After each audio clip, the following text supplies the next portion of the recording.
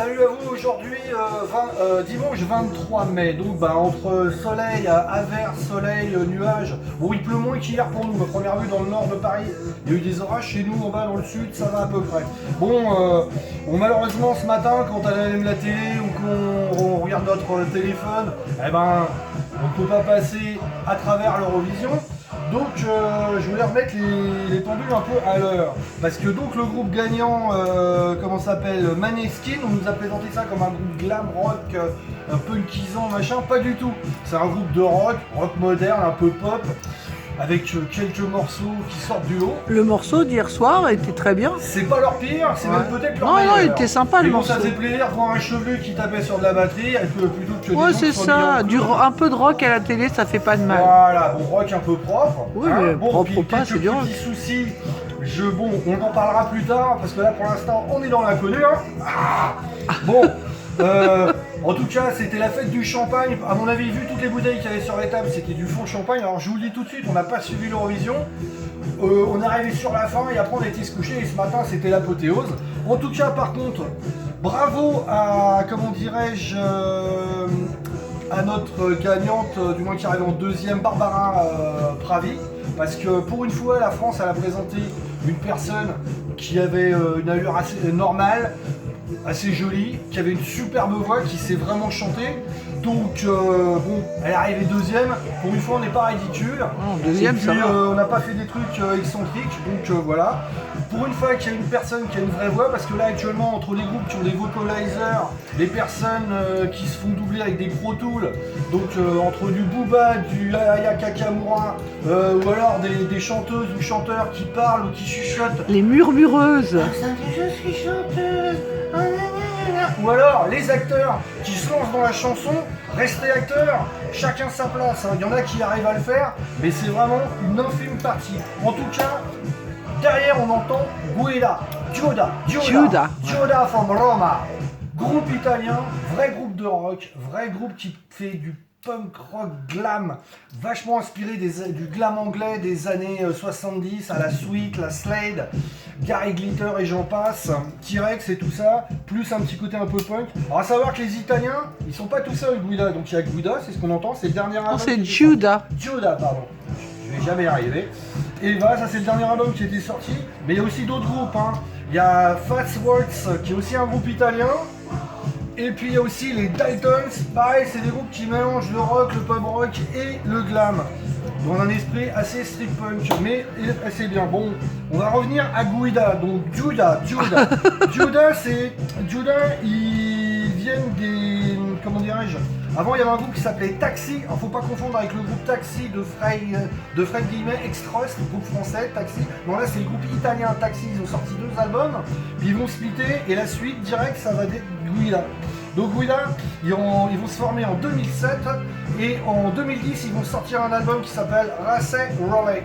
Donc si on voit la pochette, en plus leur look il est vachement inspiré du mouvement Sharpie australien. Vous savez c'est ces sortes de bad boy qui écoutaient, qui a un mélange de look à moitié skin, à moitié glamour, à moitié hippie, avec des pantalons un peu trop courts et tout ça, avec les bacchantes et tout ça. Donc Giuda, ça c'est parti avec ce premier album, ils vont mettre les pieds dans le plat. Il s'en suivra plus tard excusez-moi, je regarde mes petites notes, en 2013 il y aura Let's Do It Again. En plus on voit ils ont un esprit assez branché 70 parce que là c'est un petit clin d'œil à Rollerboy, le Rollerball, un film avec James Caan. Donc pareil, efficace, mélange de glam, de rock, ça c'est un peu sucré mais en même temps ça a la patate. Rien à voir donc à ce qu'il y a eu avec l'Eurovision. Et ensuite ils vont signer à un moment chez Burning Earth Records, le label de hardcore mélodique hollandais, et il va sortir Speak Evil. Ça sera leur 3e album. Alors à savoir que Giuda, il reste pas longtemps dans leur label, il change beaucoup, ils ont fait une armée, une tripotée de 45 tours, si vous allez sur Discog vous pourrez voir. Et donc il y a ce dernier album qui est sorti donc en 2019, c'est celui qu'on entend derrière.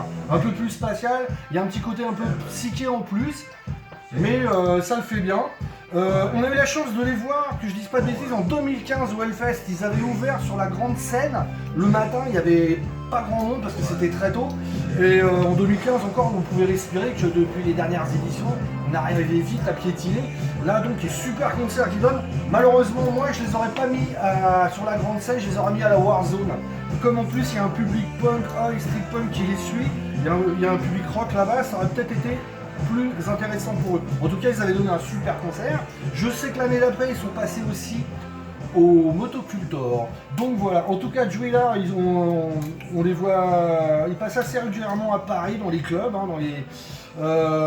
Bon. Ils sont passés au Gibus. Ils sont passés au Gibus. Malheureusement, j'ai pas vu grand chose parce que j'étais au bar en train de discuter avec les copines d'un pote qui me lâchait pas et que bon, j'ai vu que des bribes. Mais bon, en tout cas, je les ai vus, j'ai dû les voir 3 ou 4 fois, dont le Hellfest, bien entendu. En tout cas, Juida, c'est un pur groupe italien de rock. À savoir que l'Italie, ils ont quand même des vrais groupes de rock, ils ont des vrais groupes de métal, il y a des groupes de punk, de street punk, il y a du rock, il n'y a pas que du truc un peu sucré, soporifique et surproduit.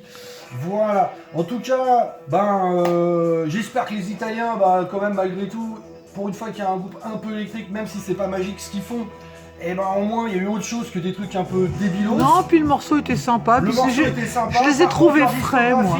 N'a rien à voir. Ce qu'ils ont fait avant, franchement, c'est assez la nuit. S'ils pouvaient faire dans le futur de la musique plus proche de ce qu'ils font, bon après j'espère qu'avec leurs petits soucis de polémique, j'espère qu'ils vont s'en sortir. Et puis surtout bravo à notre candidate Barbara Pravi.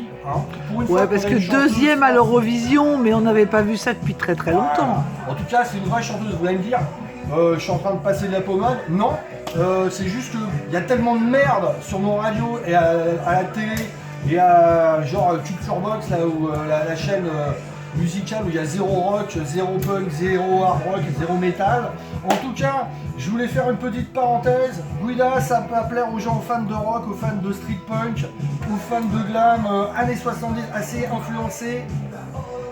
Glam anglais, je vous dis, voilà.